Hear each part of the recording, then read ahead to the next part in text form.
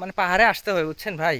পাহাড় মানে এই দেখেন, শুধু দৃশ্যটা দেখেন, আপনি শুধু পরিবেশটা দেখেন, মানে অসাধারণ।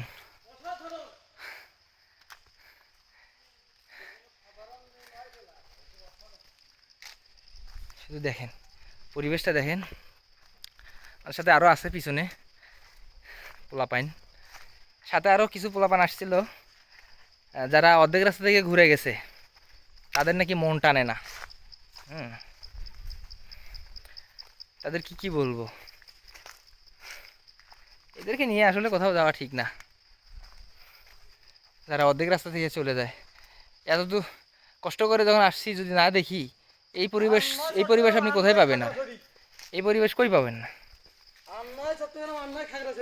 আমাদের গায়না জেলা থেকে বালাসিটা উপাসেই রাবারের বাগান বিশাল পাহাড় ছিল। লাউ চাপড়া, লাল চোপড়া লাউ চাপড়া, বক্সিগঞ্জ, জামালপুর। কিসের